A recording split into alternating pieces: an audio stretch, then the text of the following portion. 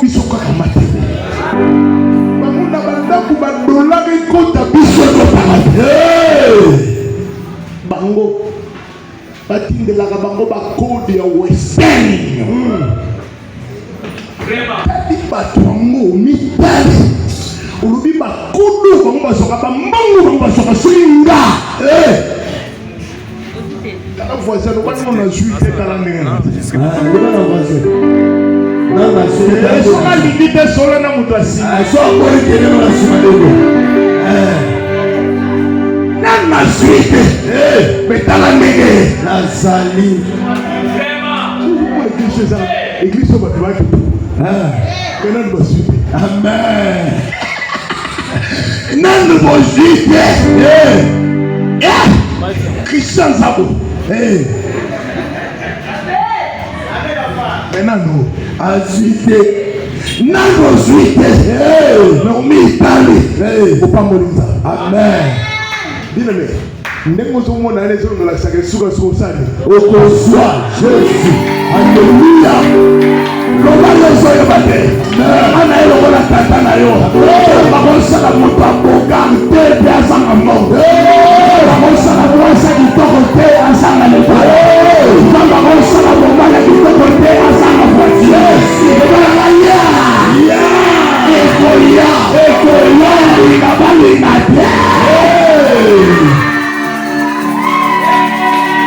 Egoya, mama egoya, ma sœur egoya, ma sœur egoya, mon frère egoya, mon père wade, mon son asima, kolema, mon changer de visa, mon changer de pasteur, egoya, ça va bien ma casa bambula esilaia, egoya.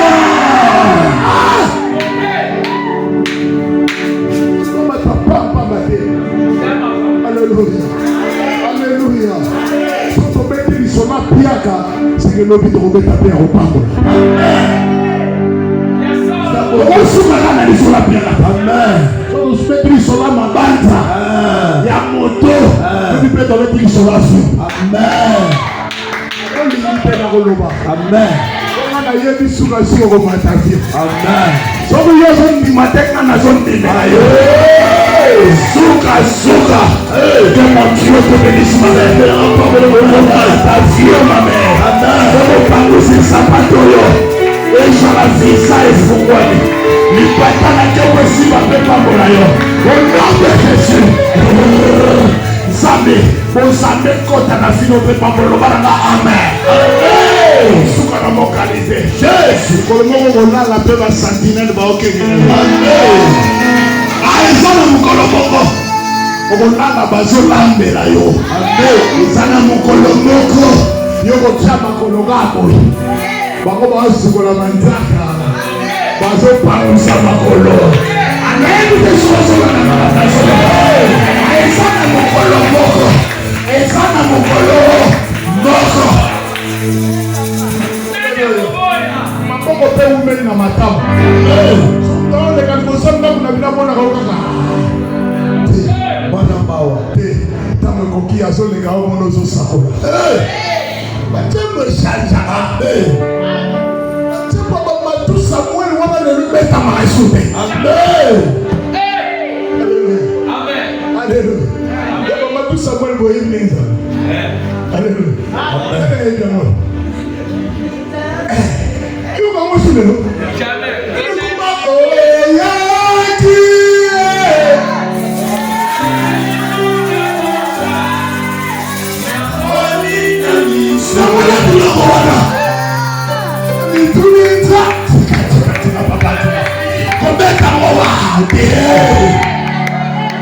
awa makambo na kuo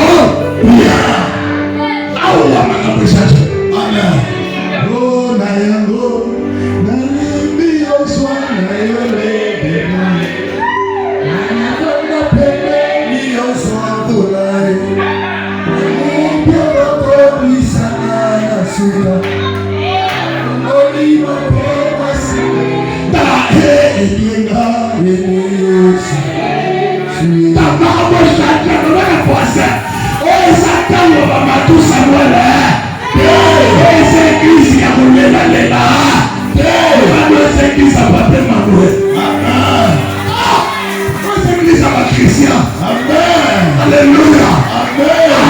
simbi eloko toyebi tokolemba balemba na bango bakende na bango ata totikali mibale oyebi ke na suka nango libanda na nzambe libangoli ya nzambe lisomo ya nzambe okanda balobana amen yala mamaka mosusu na kongo aussi amen esimba na moko mopaya amen tomatina avion na mwasi na ngai tokomi na mboka moko tokiti totambola na mona simbinga na loboko na kongo siba misala moko misala olamo yina mwasi no baba kongo sisa bolingo bapia na kongo sisa kuya liwala Alléluia.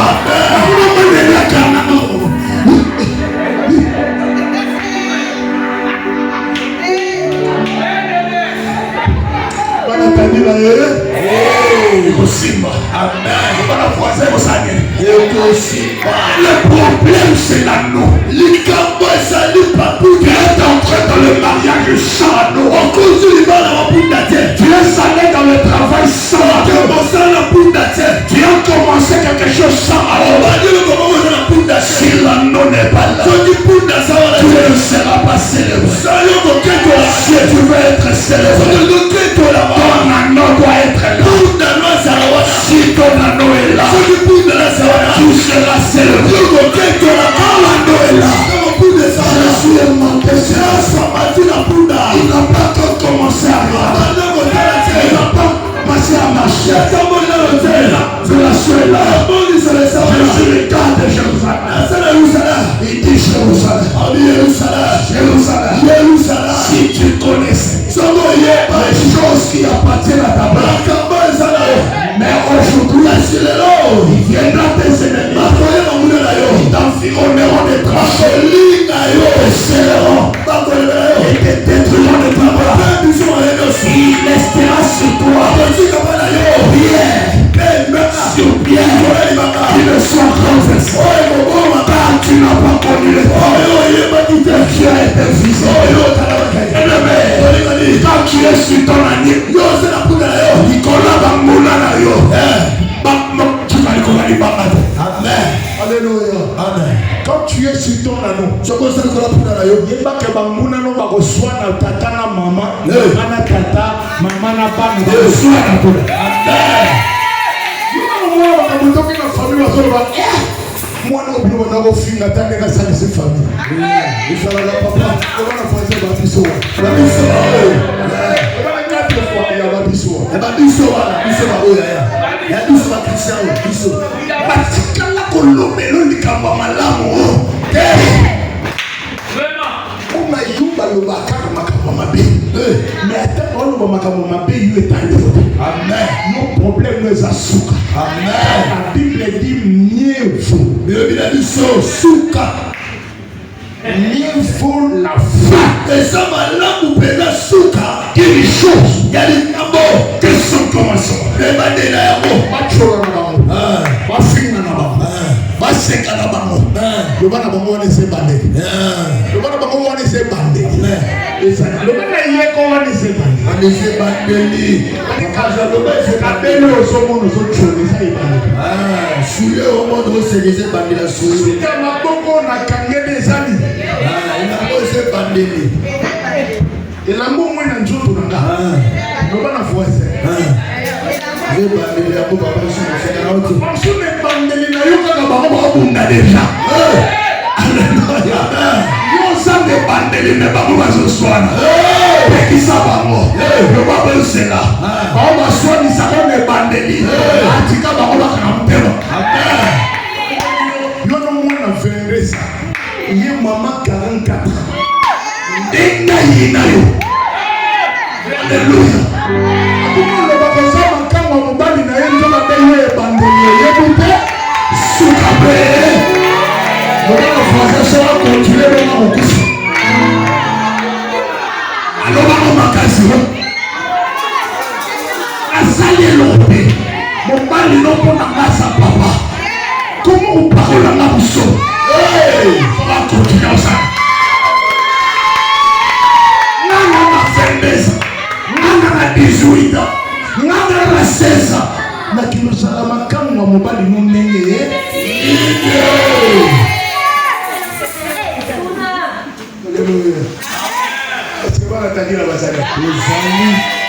Le problème, c'est l'anneau. Quand l'anneau n'est pas là, on n'avancera pas. Quand l'anneau n'est pas là, on ne vivra pas la lignée. L'anneau, c'est quoi? L'anneau, c'est la personne qui t'amène à ta destinée.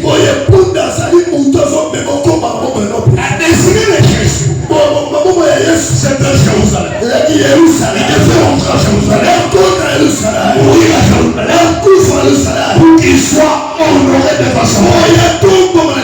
Et celui qui devait la faire entrer à Jérusalem, c'est l'anneau. Alléluia. Amen. Quand tu entres dans ta gloire avec l'anneau, Maman Nelly, quand tu entres dans ta gloire avec l'anneau, amen. Ce qui m'ont piqué, c'est pas mon bébé dans ma porte.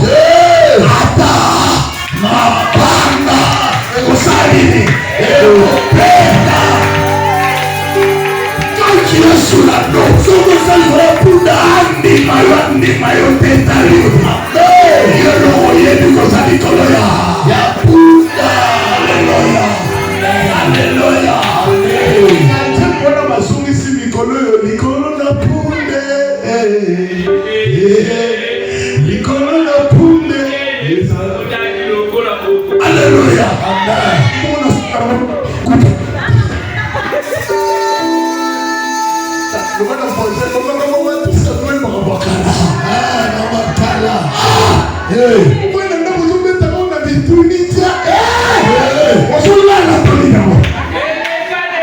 Alléluia. Alléluia. Amen.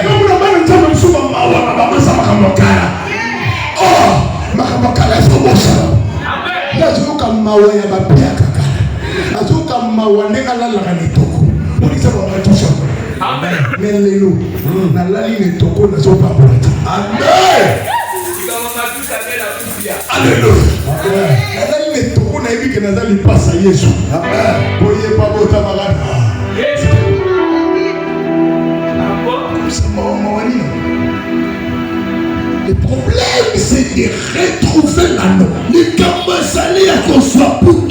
Quand tu retrouves ton anneau, tu marcheras et tu rentreras dans la gloire. Alléluia. Deuxième chose, l'anneau c'est qui? L'anneau c'est la chose qui va t'ouvrir le chemin. Alléluia. Amen.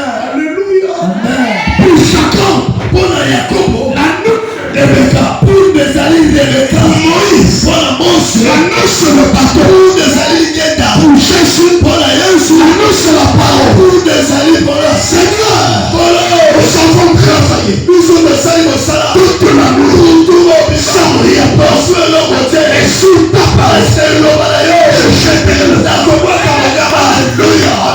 l'anneau c'est la parole du prophète. Or à chaque parole, il y a la foi. Or la foi qui nous fait marcher les choses qu'on espère. Il démonstration. Et celles qu'on ne voit pas. Or la foi vient de ce qu'on a.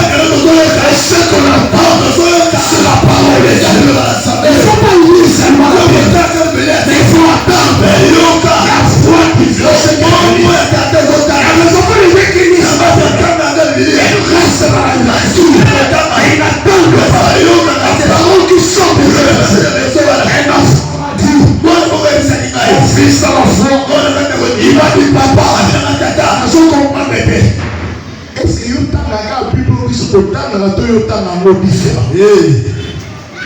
Le problème c'est toi quand tu lis. Tu restes dans le texte. Mais moi quand je lis, je cherche la parole. Je cherche la foi. La foi cachée. Mais les lopes Pourquoi? Parce que nous cherchons la révélation de la parole. C'est la révélation de la parole qui est claire. Donc de l'intelligence au peuple. Vous connaîtrez la vérité. La vérité vous affranchira. Quand tu connaîtras la vérité, vous en avez besoin de personne maïté. Vous en avez besoin de personne pour la camasarade. Vous en avez besoin de parler ma foule d'agé. Somme de mutations qui n'a prié dans ma maille, dans ma boko, dans ma foule. Sache qu'il n'a pas encore compris. Voilà son solité. Alléluia. Alléluia. C'est de Dieu. Vous le savez faire. Parce que celui qui est en vous est plus puissant que celui qui est avec moi. Il n'est pas l'extérieur. Il est en vous. À l'extérieur, il y a l'eau.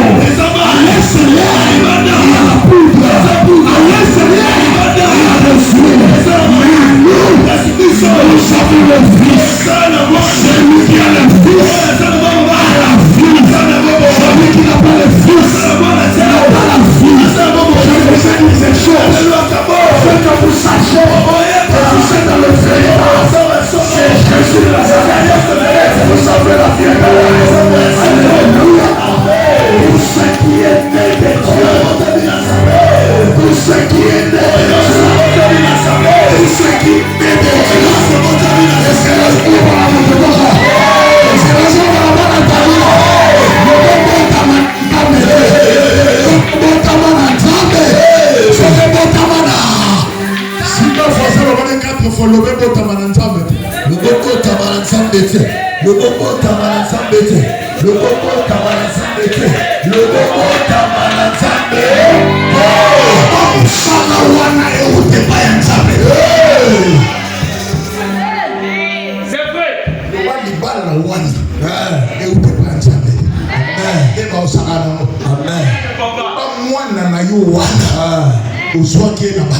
yes. Mais ce qu'on soit qui est la passe dans c'est vexé ça va payer. Là, voisin de nous. Le bas de tout ce qui est né de Dieu. Tout ce qui est né de Dieu. Triomphe du monde. L'homme a okili. L'ingane vous savez bien. L'ingane ça me. Mais nous sommes botama na nzambe. Maman ba longa kabokili. La victoire qui triomphe du monde. On me longo le long à la bokili.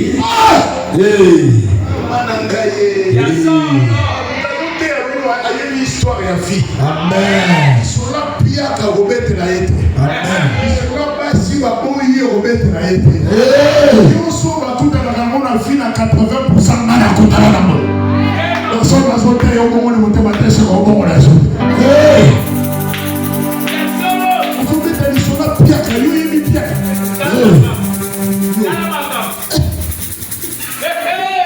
Dala yo ba yo. Je m'appelle malade, il est malade. Il est honnête. Nous sommes bien dans l'homme qui se note à l'olène. Pour la puissance de Dieu. Nous sommes bien dans l'homme qui se note à l'olène. Maman n'est pas maman n'est pas pas matin. Et ça pour naïe. Tout faut pas la base aux autres qui vont aux autres.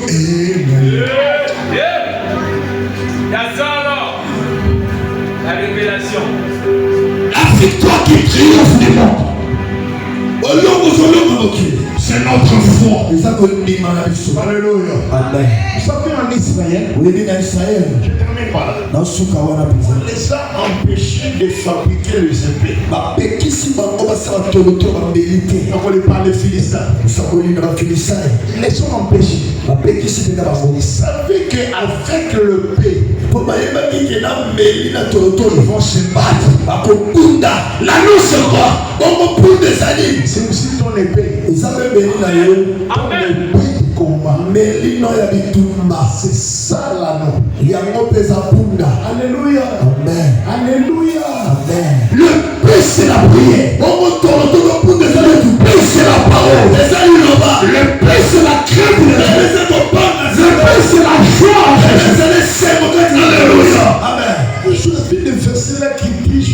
dans la joie. Quand on me dit non à la maison de l'Éternel.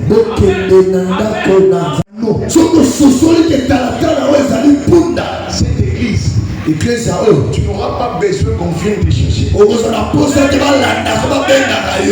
tu viendras. Viendra chaque jour. Sans qu'on te pousse. N'empêche aux enfants d'Israël de fabriquer le pain. Amen. Ce qui a fait des épées, ils vont aller les aiguiser au camp des Philistins. Quand ils arrivent là-bas pour aiguiser, on les tue. Maintenant, plus combat. Israël de Saoul et Jonathan n'avaient pas de pain. Et le Philistin avait des églises. Le problème des enfants de Dieu, ils n'ont perdu leurs épées. Ils ne lisent plus la parole. Ils ne prient pas. Vous n'avez pas l'anneau. Sans l'anneau, tu ne seras pas célébré. On peut célébrer qu'avec l'anneau. Alléluia. Amen. Aujourd'hui, je te fais retourner ton anneau. Alléluia. Amen. Alléluia. Amen. Alléluia. Amen. On est allé détacher l'anneau et la naisse. D'après Matthieu 21. C'est-à-dire, quand toi tu es élevé, toute ta famille sera élevée. C'est là qu'il est écrit. Crois, Seigneur Jésus, et tout sera sauvé. Toi et ta famille. Comme on dit, moi, na bongi pour na yemoko. Amen. Na ba vie na biso ce qui moko ke poto. Oh Dieu, c'est qualifié là dans la poto. Amen. C'est comme ça on dit comment ça vient. Amen. Asa boye. Nous connaissons Joseph l'Égypte hier quoi. Abengana. Bota na elata. Mama. Bandeko, bakoko, na tombe loboko na kalikolo. So vous avez mutu moko na poto so benga pilote bolo bane papa no baki soko continue ndengwa. Fina yo ça va compliquer pour la place. Ayebisa Esther. Yo yebite so keza pona batina o. Pona ba moma o. Ngenzamba fandisa na tombe. Yesu. Église. Ouais, reçoit Moussala, lequel Mouninga Moussala, Mouninga voisin Moussala, Taïba Moussala, Amen. Place au sala, la bête, elle est là, Amen. Alléluia. Amen. On va pas trop loin. Faut que ça n'a besoin de mon mari. Faut que ça n'a besoin de mon nadia. Les amis. Au calme-moi. Et là, il y a beaucoup. Et ça m'a raillé comme un peu. Je suis dans le cadeau.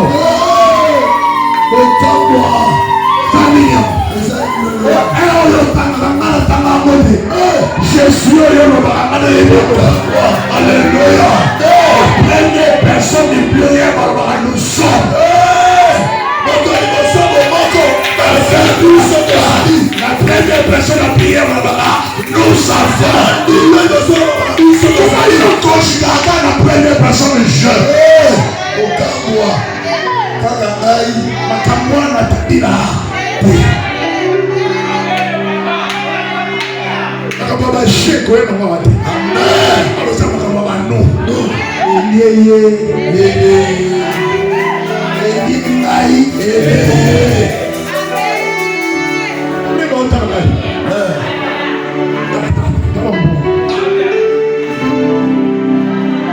Kukumba église olingeli.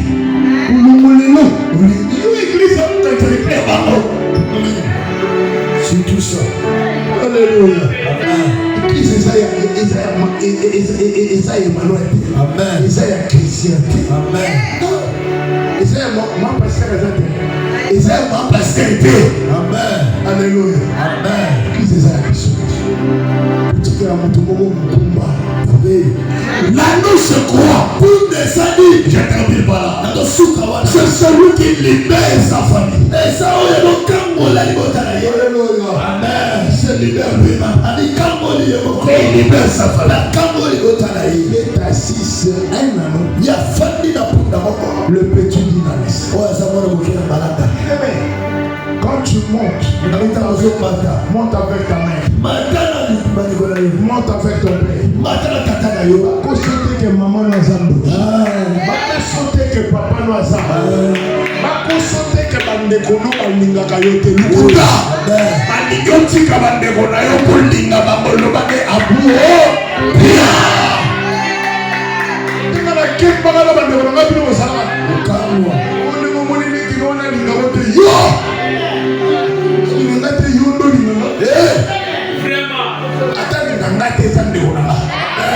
Si la famille est bien dans la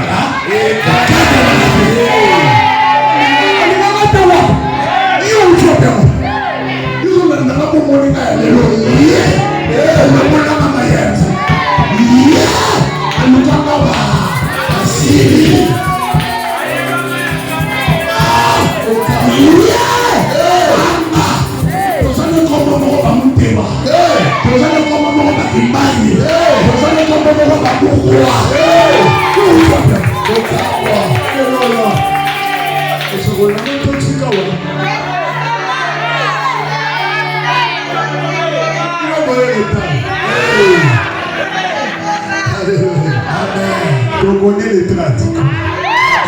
Les 30 de Salabon. Pour reprendre l'ensemble de l'homme.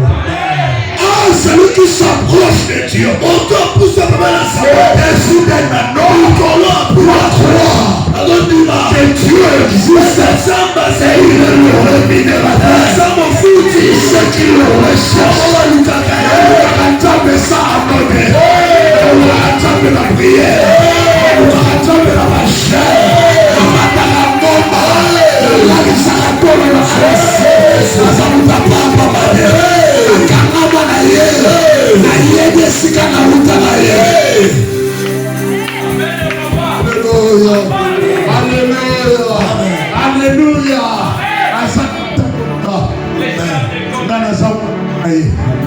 Que mon Dieu vous bénisse. Amen. Pour la prière.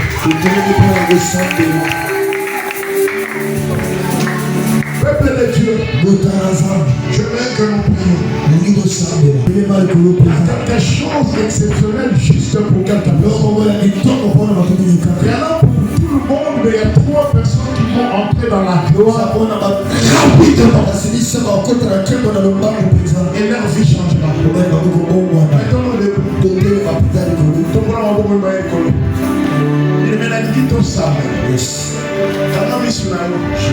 La Bible sur toute la génération Samson. Génération Samson de Barakengana Kokufa na ba Philistin. Mais yo Kokufa na ba Philistin. Amen. Bamonde ba Kokufa. Amen. Na zulu na Philistin nyoso. Oya boma yo miso. Oya kanga yo na preso. Oya sala ke vino bongate. Oya kata yo soki. Lelo. Il faut que cela finisse. Amen. Et tout ça, mais la keba Philistin nyoso ba zika. Yokota na kati ya kemona. Ba Philistin nyoso ba zika. Amen. Yokota na kati ya kemona. Libéré. Libéré yo bimisa moto lokola dragon. Libéré. Imambie lokola moto. La unité, ce qui va gagner bino à partir de ma maman na bino, à partir de ma tata, à partir de ma nez. Mais nous avons senti quelque chose. Et nous avons poussé à mon parti, payé mon parti. On a senti à mon parti, et nous avons là-bas. Libéré! La génération à Moïse. Ils sont la génération à comment les Égyptiens que vous voyez aujourd'hui. Vous ne le verrez jamais. On a vu que le Moussa n'a pas la balle, là, quand je comprends les complications, d'autres m'avaient dit qu'il y a des complications. Je prier au sein de l'eau et libérer un peu quand on a ta gloire. Libérer! Libérer! À trois fois! C'est ta maman au sein de la gloire. On s'attire maintenant. On va prier. Oh Dieu, on va repousser dans la vie. Oh Dieu, c'est pas pour la caillou. On repousse dans la vie. On repousse dans la vie.